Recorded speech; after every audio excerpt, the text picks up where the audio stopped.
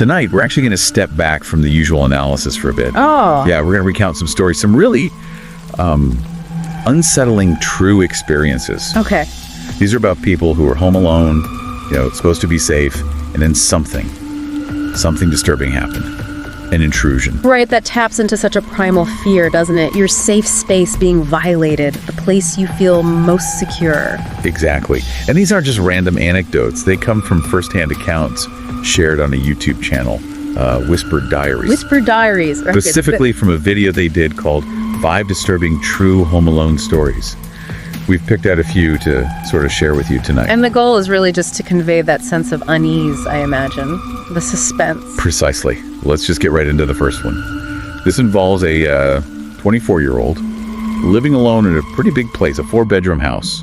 Okay, so plenty of space for things to hide. Well, yeah. This person worked late shifts, often unwound by gaming late into the night. Headphones on, focused. Pretty standard way to relax. Right. But then they started hearing things, faint sounds, maybe a knock, or what sounded like a door closing somewhere else in the house. Easy to dismiss at first. Totally. They thought, okay, it's just the house settling, wind, whatever. Ignored it. Like most people would. You rationalize it. But it kept happening. More frequently. Yeah. It got to the point where the unease started to creep in, So they took the headphones off. Listening more intently now. Yeah. And they even went and checked the front door. Locked. Okay. Felt a bit better, but still on edge. So they went back to their room. But this time, they left the bedroom door open. Just a crack. Ah, that little change. Sometimes that's all it takes. And that's exactly when it happened. Something genuinely chilling. They glanced up from the game and saw a figure rush past the open doorway. Oh, wow. Just a glimpse. Just a flash. A shadow, really, in the peripheral vision. Instant panic. Ripped the headphones off, just froze, staring at the empty doorway. That freezing response. Yeah. Totally understandable when you see something that shouldn't be there. It took a while, like real effort, to get the courage to actually get up and look. I bet. And when they finally did check the house, nothing. Nobody there. Everything looked normal. Okay, so maybe they imagined it. Stress. That's what you'd hope, right? But then they noticed the front door. It was unlocked. Unlocked, but they checked it earlier. They had. And it gets worse. The police came, investigated, and found evidence. It looked like someone had actually been living in one of the empty bedrooms upstairs. Living there? For how long? That's the terrifying part. Weeks, maybe even months. This person was sharing their home, their private space, with a stranger, completely unaware. God, that's the thought of that. Sharing your space unknowingly. Imagine the implications, the fear. What if they'd run into them? What did this person want? Just horrifying. It completely shatters your sense of security. Makes you feel like safety is just an illusion. It really does. Okay, let's shift to the second account. This one's about someone living alone in a townhouse. It's late, like 2 a.m. They suddenly wake up. Just bolt upright, heart pounding. Intense feeling that something is wrong. Not from a dream or anything. No, they said specifically not a nightmare. Just this sudden internal alarm bell. That gut feeling, your subconscious picking something up. And then they hear it. A click from downstairs, clear as day. Then the unmistakable slow creak of the front door opening. Oh no. Followed by footsteps. Someone walking into their house. Okay, panic time. Well, their first thought, maybe, oddly, was maybe it was a friend. Someone who had a spare key and maybe needed a place to stay. Trying to normalize it, even in that moment. Right. So they called out softly. No answer. Just silence. Yeah. Then a light flicks on downstairs and the low sound of a TV starts up. A TV? That's bold. At this point, they're thinking, okay, maybe it is a friend who's had too much to drink or something. So they go down to check it out. And it wasn't a friend. No. Sitting there on their couch in the glow of the TV light was a man they'd never seen before. Just sitting there. Yeah. Described him as maybe 50, patchy, long, dark hair, dirty clothes. And as the homeowner is standing there, just frozen, the guy turns his head, smiles this weird crooked smile, and waves. Waves, like hello. Just he was welcoming them. It's so bizarre, so unnerving. The audacity is incredible. That goes beyond just trespassing. Absolutely. The homeowner obviously didn't stick around. They turned, ran straight out the front door, banged on a neighbor's door like crazy. Smart move. Get out. Get help. Neighbor calls the police. But by the time the cops get there, yeah, the man is gone. vanished. Of course. And what makes it worse, apparently the police were a bit dismissive, suggested it was probably just, a homeless person looking for shelter. Oh, come on. That must have felt awful for the homeowner. Invalidating. Yeah, they felt really strongly that the behavior breaking in, making himself comfortable, watching TV, that wave, it felt calculated, not just desperate. I'd agree. That wave is just creepy. The fear, that feeling of violation stuck with him for a long, long time. It really undermines your sense of safety at home. Absolutely. It changes how you feel in your own space. Permanently, sometimes. Okay, story number 3. This person was home alone. Roommate was out for the night. It's late. They're just chilling on the front porch. Enjoying the quiet. Yeah, for about an hour. Then they noticed someone walking down the street. Bit unusual for that time of night, maybe.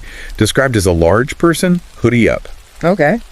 But what caught their eye was the way they moved. Really stiff. Like only their legs were moving, the torso was rigid. Just odd. That kind of unnatural movement always sets off alarm bells. Yeah. Something's not right. Definitely. Yep. And as this person gets closer to their house, they stop right out front and just stare. Staring. Oh, that's unnerving. Yeah, dead silence. Feels like forever. Then the person starts walking up the driveway towards the house. No. Time to go inside. Exactly. The homeowner stands up, shouts something like, "Get out of here." Oh. Sees the person keeps coming. So they quickly duck inside and slam the door locked. Good instincts. Retreat to safety. They look through the peephole. The person walks right up to the front door, stops again, and then pulls something out from under their sweatshirt. Oh, God. What was it? Looked like a hammer. Or maybe a crowbar. Something heavy. Okay, this just went from weird to extremely dangerous. Instantly, the homeowner bolts upstairs, locks themselves in their bedroom, grabs the phone, dials 911, trying to whisper, terrified the person downstairs will hear them. Heart must be absolutely pounding. And while they're on the phone, they hear it. The sound of wood splintering downstairs. The person is trying to break down the front door. Oh my God. That sound. Then a loud thud, like the door maybe gave way, followed by silence. The silence is almost worse. Waiting. They're waiting, listening for footsteps coming up the stairs, expecting the bedroom door handle to turn. But instead, they hear sirens, police car pulling up outside. Thank goodness. Close call. Even then, the 911 operator tells them, "Stay put, don't come out." Then they hear shouting downstairs, police commands, and the distinct sound of a taser being fired. They got him. Where was he? Right outside their bedroom door. Just standing there, waiting. Jesus. Waiting for what? Yeah, who knows? He was arrested, seemed really intoxicated, but gave no reason, no explanation for why he tried to break in or why he was just standing there. The randomness makes it even scarier somehow. No motive you can understand. Just the terrifying thought of what could have happened if that door hadn't held or the police hadn't arrived just then. Yeah, A near miss. truly harrowing. Yeah. These stories really drive home how vulnerable we can feel, even behind locked doors. They really do. Okay, let's move to the fourth one. This involves a couple, actually. They were on vacation. Okay, a bit different, not their usual home. Right. They had rented a cabin. Pretty remote place out in the woods in Washington State. Very isolated. Adds another layer of isolation, being somewhere unfamiliar and far from help. Definitely. So late one night, they're inside, and they hear something. Footsteps. Close to the cabin. Outside. In the middle of nowhere. That's immediately unsettling. Yeah. They go check the windows, look outside, but it's pitch black. Forest all around. Can't see a thing.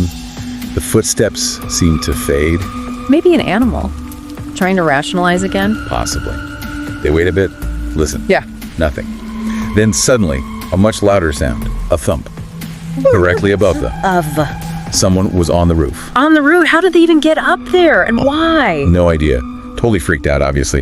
They called the police, but because it's so remote, they're told it's going to take a while. Maybe an hour. An hour wait, knowing someone is right there on your roof? That's torture. Imagine. So for the next hour, they're just huddled inside, listening. They hear the footsteps moving around on the roof. Pacing almost. Just walking around up there. Apparently. And then, just before the police finally arrived, they heard footsteps again. But this time, moving away from the cabin, they heard the person calmly walk off into the woods. Walked away. Before the police got there. Yeah. Police arrived, searched the area, found nothing. No sign of anyone. Who was it? What were they doing on the roof? No answers. None at all. Just the chilling memory of knowing someone was right there, outside, in that incredibly isolated place, with completely unknown intentions. Very, very strange. That ambiguity is deeply unsettling. The not knowing is almost as bad as a direct confrontation sometimes. Sure. Okay, one last story to recount tonight. This one involves a teenager, just 14 years old, home alone after school. Oh, being young and alone makes it feel even more vulnerable. Absolutely. This teenager had a routine. There were woods behind their house, and they often took walks on the trails back there. Okay, familiar territory. Usually. But this one afternoon, walking along the trail, they saw something unusual. A man sitting on the ground, slumped against a tree. Just sitting there, out of place. Yeah, it didn't look like a hiker or anything. Just seemed off. The teenager tried to just walk past quickly, avoid eye contact. Probably the best thing to do. But as they passed, they glanced over. The man looked up. They made eye contact for just a second. And in that second, the man started to stand up. Oh, that's creepy. That direct response to being seen. Yeah. The teenager didn't wait around. They immediately turned and hurried back towards the house, practically running by the end. Got inside, locked all the doors, heart racing. Smart kid. Trust your instincts. They waited a bit, calmed down, thought maybe it was nothing. Maybe the guy was just resting. But then they heard someone at the back door. The back door leading to the woods. Exactly. And they heard a voice, the same man's voice, calling out something indistinct. And then the sound of the doorknob rattling. Yeah. Violently. He was trying to force the door open. He followed them home. That's terrifying. Absolutely terrifying for a 14-year-old alone. Yeah. They called 911, hid somewhere in the house, just listening to this person trying to break in the back door. Did he get in? Thankfully, no. After a few minutes of trying the door, the sound stopped. The man just left before the police could arrive. Another instance of the person just disappearing. Yeah. Police came, took a report, but the man was gone. Just left this teenager with the terrifying memory of being targeted and followed right to their door. That feeling of being watched, pursued, especially when you're young, that sticks with you. Definitely. So that's the last account we wanted to share tonight. It's quite a collection. The common thread really is that violation, isn't it? Yeah. How fragile that feeling of safety in your own home can be. It really is. Your home is supposed to be your sanctuary, your safe space, and these stories just show how easily that can be threatened by someone unknown, an unknown presence with unknown motives. And these were all presented as true experiences, people sharing what happened to them online. That's right. Shared on Whisper Diaries as true accounts. It really makes you think, doesn't it? About, what might be unseen, even in places we think are completely familiar and safe. Leaves you with a definite sense of unease. Makes you double check the locks. It certainly does. Well, that's all the time we have for recounting these particular stories tonight. We hope they gave you something to think about, even if they were disturbing. A reminder to stay vigilant, perhaps. Perhaps. If you found these kinds of stories compelling or chilling, do check out the Horror Docs channel. That's where you can find more content like this. Yeah, definitely give it a look. And of course, if you could, please like this, share it, and subscribe to Horror Docs. It helps us keep bringing these kinds of narratives to light. Thanks for listening. Until next time.